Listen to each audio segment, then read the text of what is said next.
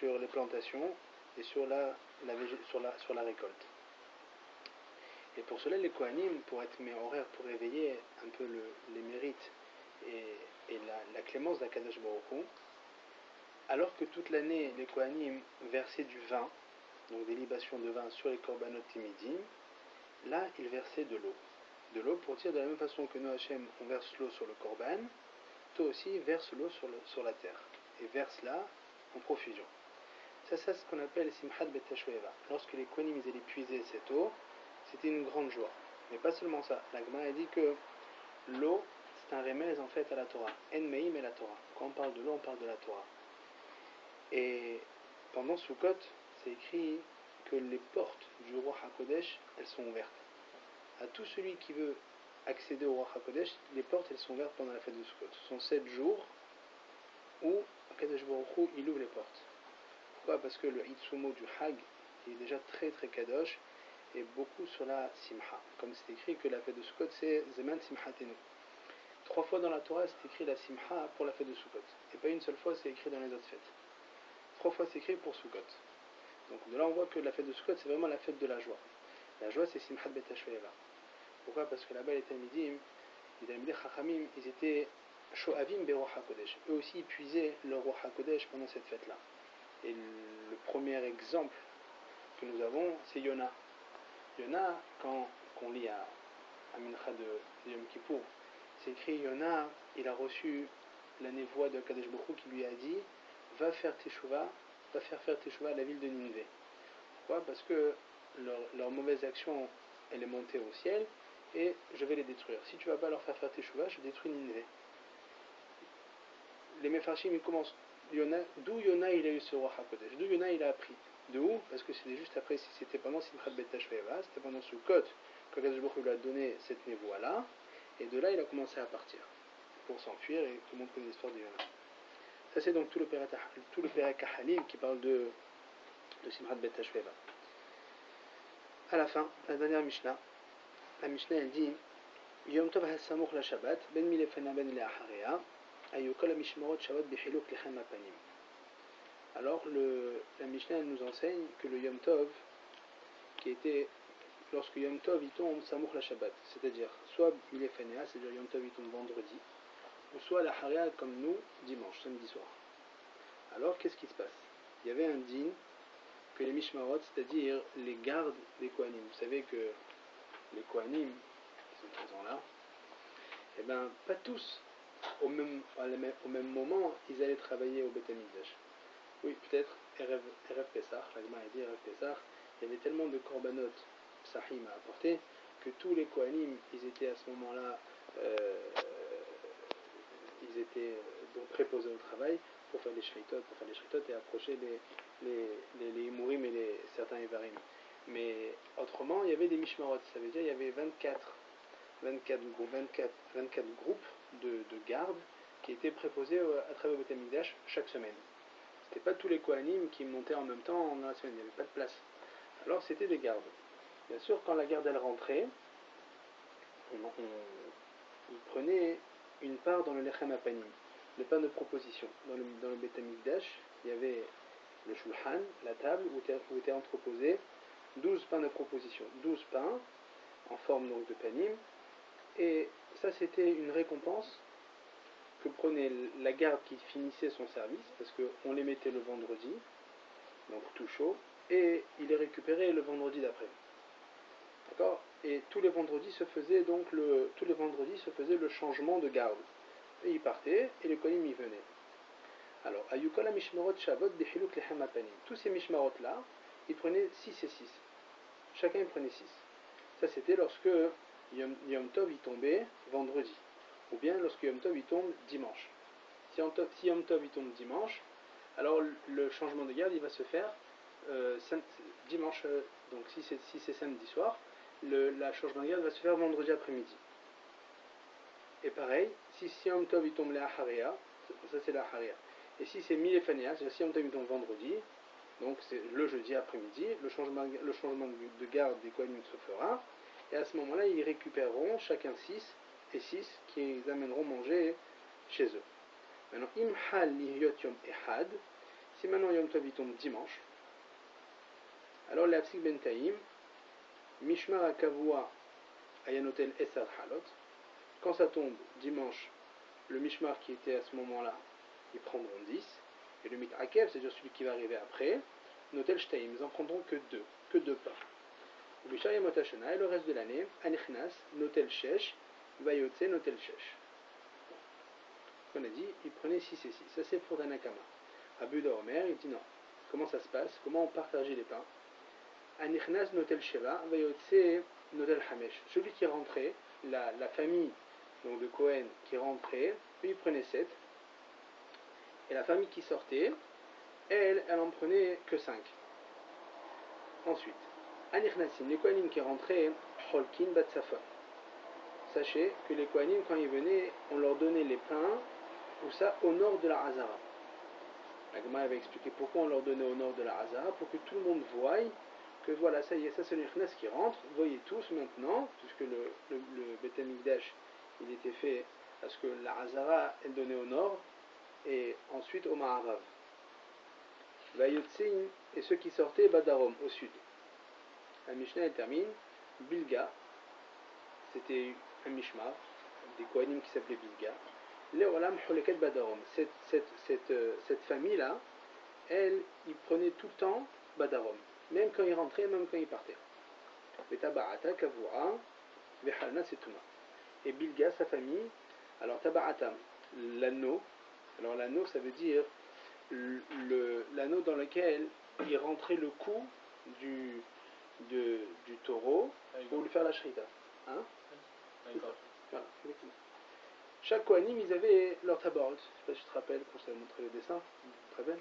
Il y a, dans la Hazara, il y a des rangées où sur le sol, il y a des anneaux, et ils rentrent la bête, voilà, pour caler le cou. Et les chalonotes, les fenêtres, c'est quand en fait c'était les porte-manteaux. Chalonotes, ça veut dire c'est les porte-manteaux. C'est là, chacun avait la pièce. Est-ce que tu te rappelles? Toi, on avait vu l'endroit où chacun posait son linge. Voilà, chaque Kohanim qui posait leur linge. Ben ceux-là, eux, Bilga, on leur a fait une punition. Alors pourquoi? Que Sataba'at, elle était kavua, ça veut dire elle était tout le temps comme ça, kavua, on va voir, ça m'a expliqué. Et Halonastuma, et sa fenêtre à lui, donc ses étagères, ils étaient fermés. Alors, Tadou la banane. On va parler donc sur la fin sur la Sefa. Alors, Bilga, on a dit que Bilga, elle toujours, la famille donc des Kohanim Bilga, c'était une sorte de Kohanim, ils étaient Cholkin toujours Badarom. Tadou la banane. Ma'ase be Miriam Bad Bilga. Une histoire avec une femme qui s'appelait Miriam Bad Bilga. Donc Miriam, la fille de la famille Bilga qui était des Kohanim. Chez Hemira Data, elle a changé de religion, elle a arrêté de faire le judaïsme. Et Sardiot. Elle a été se marier avec Sardiot. Sardiot, c'est quoi? C'est un prince, Mimalche Yevanim, un prince qui était grec. D'accord? Sardiot, Rachid dit c'est quoi Sardiot? C'est un sarde, c'est un prince qui est idiot qui était fou. C'est-à-dire que c'était un prince méchant. Et lui, les Yevanim, on sait très bien qu'est-ce qu'ils ont fait au temps de Hashmonim, de Hanouka. Ils sont venus et ils ont détruit le Beth Amikdash. Ils ont voulu le détruire et ils l'ont sali. Lorsque ces Yevanim là, et donc cette Miriam Bet Bilga, elle s'est mariée avec ce prince. Lorsque les Yevanim ils sont rentrés dans le Beth Amikdash, au temps de Matatyahu, qu'est-ce qu'elle a fait cette Miriam Bet Bilga? Elle a pris sa sandale et elle a tapé sur le misbéach qui était à l'extérieur. Elle a tapé en criant, et qu'est-ce qu'elle disait? Lokos. Lokos, Rachid dit, c'est loup. Zév. C'est loup, elle crie loup, l'animal. Ad matay tamechalem mona shel Israël, viata omed elem bishat dehak. Jusqu'à quand tu vas, toi le misbéach, qui est comparé au loup? Pourquoi le misbéach est comparé au loup?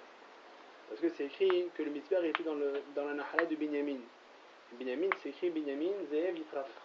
Binyamin, lui, le drapeau de Binyamin, c'était le loup. Alors, on comprend pourquoi est-ce qu'elle a crié loup, que le misbéach il est comparé au loup. Pourquoi? Parce que le misbéach il était dans la partie de Binyamin. Ce misbéach, elle a commencé à l'injurer en lui disant jusqu'à quand tu vas vider les caisses d'argent de Ham Israël, parce que ça coûte cher d'apporter un korban. Et les Bnei Israël, ils amenaient à chaque occasion, ils devaient amener un korban avant les fêtes, pour expier une avéra, même une mauvaise pensée, il fallait apporter un korban ola. N'importe quelle transgression, il fallait une joie, il faut amener un korban. Et à chaque fois une bête, ça coûte cher. Et maintenant qu'on a besoin de toi, Misbéach, maintenant qu'on est Béchat Adéhak, que les Yévalim ils sont maintenant en train de piller le Beth Amikdash, ils sont en train de salir ton orgueil, Hachem, et toi, le Misbéach, tu n'es pas en train d'être Mechaper, quoi, tu as oublié tout le sang qui a coulé sur ce Misbéach, tu as oublié toutes les mitzvot qu'ils ont fait leur Am Israël. Voilà de quoi elle s'est plaint Myriam Bet Bilga.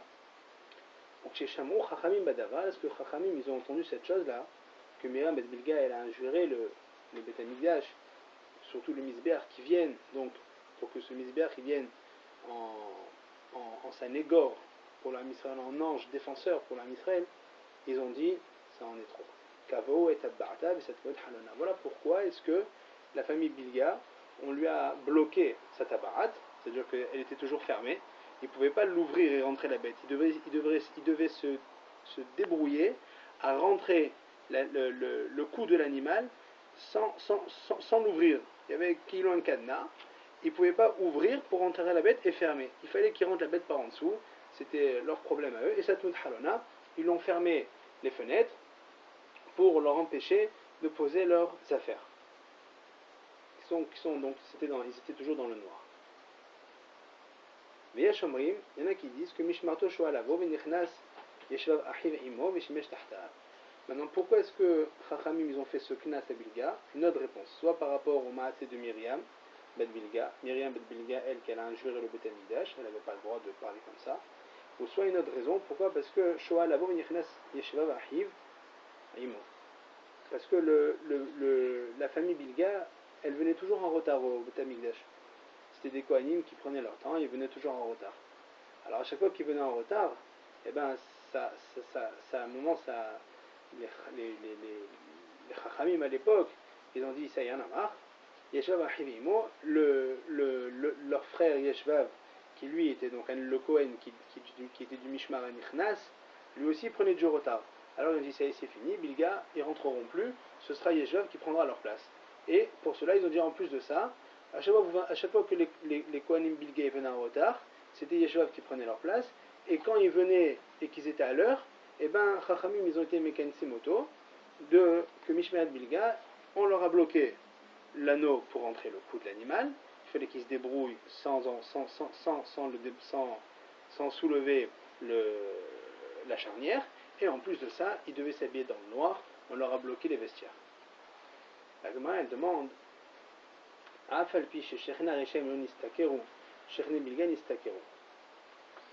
il dit de façon générale, le voisin d'un rachat, il a jamais de mérite. Quelqu'un qui habite à côté d'un rachat, jamais il prendra des mérites de ça. Pourquoi? Parce qu'un rachat, c'est un flux. Et quelqu'un qui habite à côté d'un rachat, il ne peut pas mériter de quoi que ce soit. Et bien là, on voit de là, ici, apparemment, que les Shechene Bilga, eux nistakeru. Les voisins de Bilga, c'est qui les voisins de Bilga? C'est Yeshvav, qui venait prendre la place derrière Bilga. Eux, ils ont été méritants. Pourquoi? Parce que ils travaillaient plus, ils faisaient plus d'heures au Beth Amikdash. Pourquoi? Parce qu'ils venaient en retard. Comme Bilga venait en retard, Yeshvav, ils prenaient leur place, ils faisaient plus de Avodot. Et on avait dit que Bilga, eux, on leur donnait le Lechem Apanim, on donnait les pains à Bilga, Badarom au sud, et Yeshvav, on leur donnait au nord pour que tout le monde voie, et c'était un kavod. Quand on faisait la Chalouka des Lechem Apanim, c'était une grande joie. Tout le monde venait, c'était Batsafon. Donc tout le monde avait la vue sur la Hazara, parce que c'était en face d'eux. Maintenant, si c'était Badarom, c'était complètement derrière. Et si c'est derrière complètement, il n'y avait personne qui voyait. Pourquoi? Parce qu'il y avait le mur qui empêchait de voir la Chalouka des Lechem. Donc, Bilga, eux, personne ne voyait quand on lui donnait leur pain. Et tandis que Yeshvav, eux, c'était Bat Safon, et donc tout le monde voyait, c'était une joie, Baruch Hashem, ils étaient contents, ils repartaient avec beaucoup de pain. Et le Lechem Apanim, il y avait un grand miracle, la Gemara elle raconte de Masechet Menachot, c'est que on le mettait le vendredi, chaud, sortant du four, et le vendredi, quand on les récupérait, donc la semaine passée, quand on récupérait les pains, la Gemara raconte qu'ils étaient aussi chauds que quand on les avait mis au début. C'est-à-dire qu'ils avaient gardé leur fraîcheur, alors qu'ils étaient pendant une semaine, pendant 7 jours, ils étaient sur le shulchan en or, et le pain ni séchait, ni le pain, il y avait un miracle, que le pain ni ne séchait, ni le pain ne prenait la pourriture. La Gemara dit Bishlam aleman de'amar mishmar tosho alavo aynu dekansin lekulan mishmar. Aleman de'amar miram bet bilga shemiradat mishum berat et kansin anel edide. Alors, une question évidente. Pourquoi est-ce qu'on a fait un knas pour la famille Bilga? On a fait un knas pour la famille Bilga, on a dit 2 réponses. Soit parce que la famille Bilga elle venait en retard. Et donc si la famille Bilga elle venait en retard, je comprends que toute la famille Bilga elle paye. Et donc tous les Bilga, eux, on leur bloquait la tabarat, on leur fermait les chalonotes. Mais d'après celui qui dit que la famille on a puni la famille Bilga à cause que Myriam Bat Bilga, une fille de la famille Bilga, elle s'appelait Myriam, elle s'est mariée avec un prince grec et elle a tapé sur le misbéar. D'après eux, comment est-ce qu'on peut faire une punition pour tous les Bilga de toutes les générations? Est-ce que pour un, on peut punir toute la famille Bilga à cause de Myriam, une fille Myriam, qu'elle s'est détournée de Akadosh Baruch Hu, on va punir tout le mishmar? C'est pas possible. Alors Amarabaï dit in kedamrin che shuta dinuka bishuka ode avo ode ine. Shuta dinuka, ça veut dire ce qu'un enfant il dit. Abaï il donne une réponse.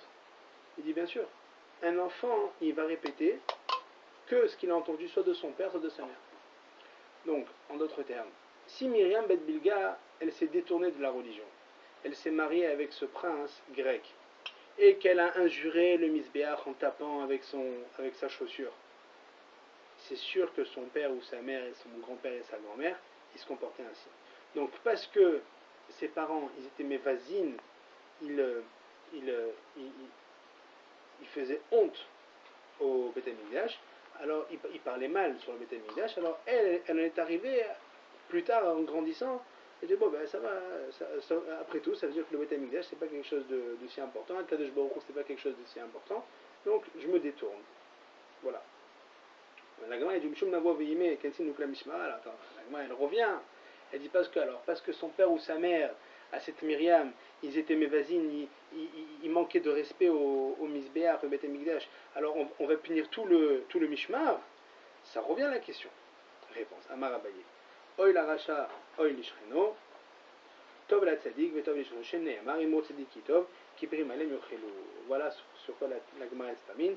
Abaye donne une autre réponse. Il dit, ça veut dire quoi? Ça veut dire, oy la racha, oy lishreno. On a un principe qui dit, malheur au racha, malheur à son voisin. Tov la tzadik, tov lishreno. Il est bon pour le tzadik, il est bon pour le voisin. Ça veut dire que une personne, comme elle influe sur son voisinage. Si un tzaddik, il se comporte bigdusha ou tahora, alors tous ceux qui entourent le tzaddik, ils vont être influencés à faire aussi du bien. Maintenant, quelqu'un qui s'entoure avec un rachat, eh bien, qui ne s'étonne pas qu'il va devenir lui aussi rachat par la suite. C'est ce qu'il dit le passouk. Imro tzaddik kitov, ki perim alem yochelu. On dit tout tzaddik qu'il est bon. Pourquoi? Parce que mi perim alem yochelu, les gens qui... Les gens qui entourent le tzaddik, ils mangent de ses fruits à lui. Adan alach et halil uslik ala masret suka.